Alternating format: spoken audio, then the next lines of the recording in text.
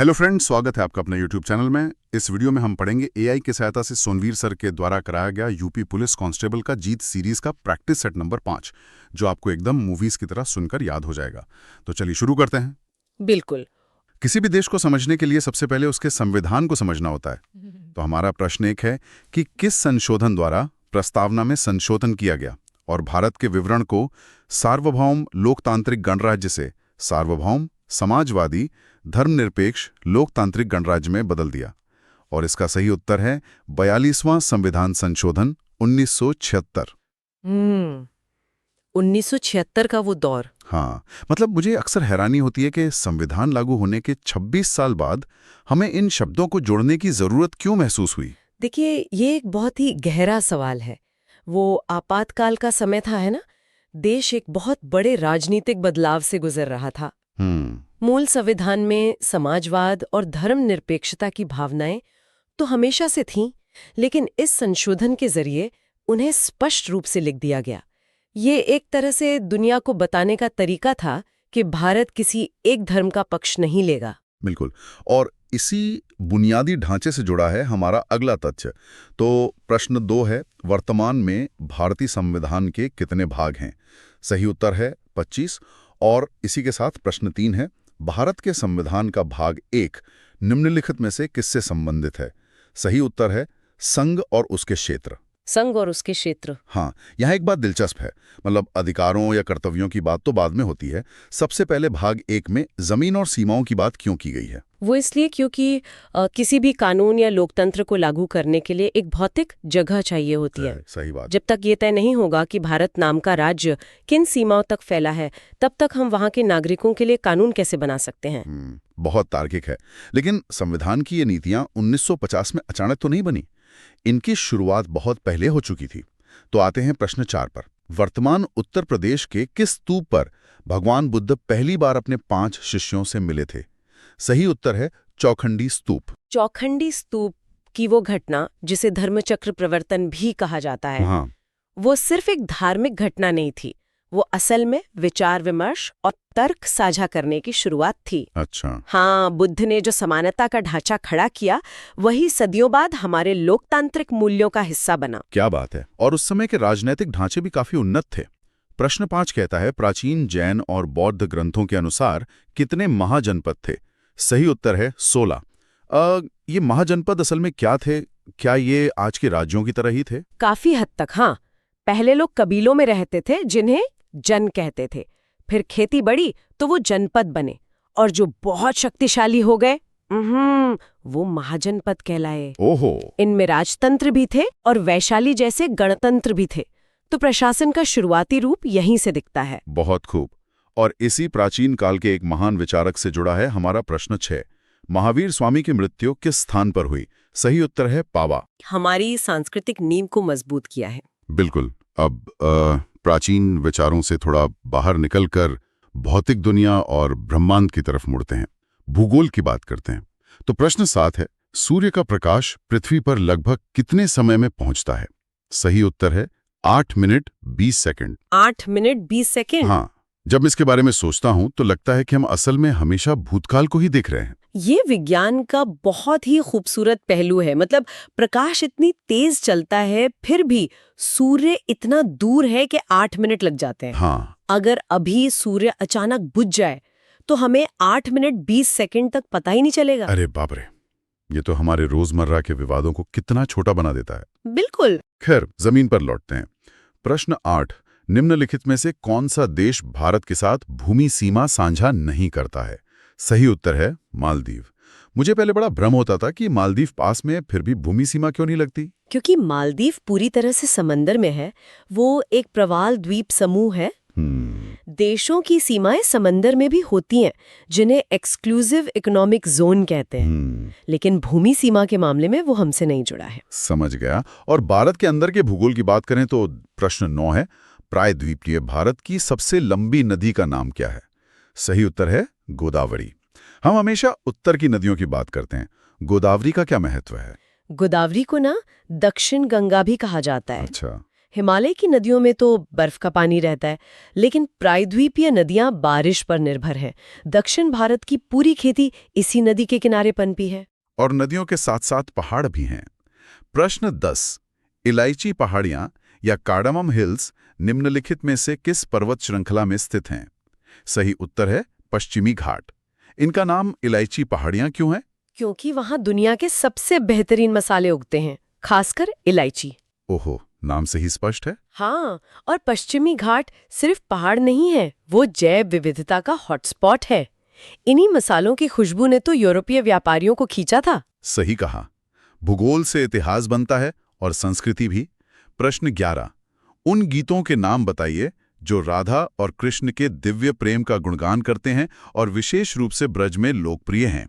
सही उत्तर है रसिया। ब्रज की मिट्टी और वहां का जीवन इन गीतों में झलकता है। बिल्कुल। और संस्कृति को सहेजने का काम करती है शिक्षा। तो प्रश्न 12 है, मदन मोहन मालवीय प्रौद्योगिकी विश्वविद्यालय कहाँ स्थित है? सही उत्तर है गोरखपुर। आलवीय जी ने हमेशा कहा था कि आधुनिक तकनीकी शिक्षा और सांस्कृतिक मूल्य दोनों साथ चलने चाहिए। ये विश्वविद्यालय उसी का उदाहरण है। और अब तकनीकी दुनिया की बात चली है तो प्रश्न 13 पर आते हैं। कंप्यूटर शब्दावली में 1 गीगाबाइट किसके समान है? सही उत्तर है 1024 मेगाबाइट। यहाँ एक सवाल है, ये सीधा 1000 MB क्यों नहीं होता? 1024 का क्या चक्कर है? ये बहुत बढ़िया सवाल है। हम इंसान 10 के गुणज में सोचते हैं, लेकिन कंप्यूटर बाइनरी सिस्टम पर काम करता है, 0 और 1 पर। तो ये 2 की घात पर आधारित है। 2 की घात 10 का मान होता है 1024, इसलिए ये ऐसा है। वाह, ये गणित तो रोजमर्रा की जिंदगी में छिपा है। और प्रश्न 14 भी इसी डिजिटल दुनिया से है। सोशल मीडिया पर हैशटैग का इस्तेमाल किस लिए किया जाता है? सही उत्तर है जुड़ाव और पहुंच बढ़ाने के लिए। हैशटैग असल में लाखों लोगों की बातचीत को एक धागे में पिरो देता है, जिससे उसे खोजना आसान हो जाता है। लेकिन डिजिटल दुनिया में अधिकारों की भी बात होती है। प्रश्न 15। राज्य मानवाधिकार आयोग का अध्यक्ष होता है? सही उत्तर है उच्च न्यायालय का सेवानिवृत्त मुख्य न्यायाधीश या न्यायाधीश। किसी सेवारत न्यायाधीश को ये पद क्यों नहीं देते? क्योंकि आयोग का काम ही सरकार की गलतियों की जांच करना है। सेवानिवृत्त न्यायाधीश आजाद होता है, उस पर कोई दबाव नहीं होता। निष्पक्षता के लिए ये बहुत जरूरी है। निष्पक्षता और आजादी। आजादी की बात हो तो गुरुत्वाकर्षण से आजादी से बड़ा क्या है? प्रश्न 16। किस वर्ष अपोलो 11 मिशन ने चंद्रमा पर मानव को सफलतापूर्वक उतारा था? सही उत्तर है 1969। नील आर्मस्ट्रॉन्ग का वो कदम ये सिर्फ विज्ञान नहीं, मानव महत्वाकांक्षा की छलांग थी। शीत युद्ध का समय था और तकनीक के सहारे इंसान ने साबित कर दिया कि वो पृथ्वी की सीमाएं तोड़ सकता है। लेकिन तकनीक के खतरे भी हैं। प्रश्न 17। निम्नलिखित में से किस संगठन ने सामान्य डेटा संरक्षण विनियम यानी GDPR का मसौदा तैयार किया? सही उत्तर है यूरोपीय संघ। ये GDPR इतना अहम क्यों है? क्योंकि आज डेटा ही नया तेल है। कंपनियां बिना रोक टोक डेटा बेच रही थीं। हाँ, ये तो है। यूरोपीय संघ ने GDPR से साफ कर दिया कि निजता एक मौलिक अधिकार है। बिल्कुल। और सुरक्षा सिर्फ डिजिटल नहीं, भौतिक भी चाहिए। प्रश्न 18। बोको हराम कहाँ का आतंकवादी संगठन है? सही उत्तर है नाइजीरिया। बोको हराम का मतलब ही है पश्चिमी शिक्षा हराम है। एक तरफ हम चांद पर जा रहे हैं और दूसरी तरफ लोग बुनियादी शिक्षा के लिए लड़ रहे हैं। ये विरोधाभास चुभता है। खैर, आगे बढ़ते हैं अर्थव्यवस्था की तरफ। प्रश्न 19। भारत में प्रत्यक्ष विदेशी निवेश यानी FDI के माध्यम से निजी क्षेत्र के निवेश की अनुमति किसमें है? सही उत्तर है नागरिक उड्डयन। हवाई जहाजों का संचालन बहुत महंगा काम है। विदेशी निवेश से बाहर की पूंजी और तकनीक आती है, जिससे आम लोगों के लिए हवाई यात्रा सस्ती हो पाती है। अब आसमान से सीधे खेतों की तरफ आते हैं। प्रश्न 20। निम्नलिखित में से कौन सी एक व्यापारिक फसल नहीं है? सही उत्तर है बाजरा। तो बाजरा क्या है? गन्ना या कपास मुनाफा कमाने के लिए उगाए जाते हैं, वो व्यापारिक हैं। लेकिन बाजरा एक निर्वाह फसल है जो कम पानी में उग जाती है और खाद्य सुरक्षा देती है। और अब तो इसे सुपरफूड भी मानते हैं। बिल्कुल। प्रकृति संरक्षण पर आते हैं। प्रश्न 21। जैव मंडल निश्चय या बायोस्फीयर रिजर्व के किस क्षेत्र में मानव हस्तक्षेप पूर्णतया प्रतिबंधित है? सही उत्तर है कोर जोन। क्या हम जंगलों को अलग अलग जोन में बांटते हैं? हाँ, सबसे बाहर ट्रांजिशन जोन, फिर बफर जोन और सबसे बीच में होता है कोर जोन। अच्छा। वहां इंसानों का जाना सख्त मना है ताकि जानवर बिना डिस्टर्बेंस के रह सके। प्रकृति का सम्मान और सम्मान व अनुशासन की बात हो तो खेल भी आते हैं। प्रश्न 22, विकास और शांति के लिए अंतर्राष्ट्रीय खेल दिवस कब मनाया जाता है? सही उत्तर है 6 अप्रैल। खेल सिर्फ हार-जीत नहीं है। जब अलग-अलग देशों के लोग साथ खेलते हैं तो कूटनीति और शांति के रास्ते खुलते हैं। बिल्कुल सही। और विज्ञान भी समाज को दिशा देता है। प्रश्न 23, शांति स्वरूप भटनागर पुरस्कार किन कार्यों हेतु प्रदान किया जाता है? सही उत्तर है विज्ञान की विभिन्न शाखाओं में उल्लेखनीय योगदान हेतु। शांति स्वरूप भटनागर जी ने भारत में वैज्ञानिक अनुसंधान की नींव रखी थी। ये युवा वैज्ञानिकों को दिया जाता है। और इतिहास का भी अपना महत्व है। प्रश्न 24, सीरिया की राजधानी कहाँ है? सही उत्तर है दमिश्क। दमिश्क दुनिया के सबसे पुराने लगातार बसे हुए शहरों में से एक है। वहाँ हजारों साल का इतिहास दफन है। इतिहास का एक ऐसा ही हिस्सा भारत ने भी देखा है। प्रश्न 25, एन इरा ऑफ डार्कनेस पुस्तक किसने लिखी है? सही उत्तर है शशि थरूर। इस किताब में बताया गया है कि कैसे ब्रिटिश साम्राज्य ने भारत की संपूर्ण अर्थव्यवस्था को अपने फायदे के लिए चूस लिया। वो असल में एक अंधकार का युग था। थोड़ा खेल की दुनिया का रुख ताकते हैं फिर से। प्रश्न 26, डेविस कप ट्रॉफी किस खेल से संबंधित है? सही उत्तर है टेनिस। टेनिस वैसे तो व्यक्तिगत खेल है, लेकिन डेविस कप देशों का विश्व कप है, जहां खिलाड़ी अपने देश के लिए खेलते हैं और देश को चलाते हैं कानून। प्रश्न 27, उत्तर प्रदेश राजस्व संहिता 2006 के तहत इनमें से कौन सा कृषि की परिभाषा के अंतर्गत आता है?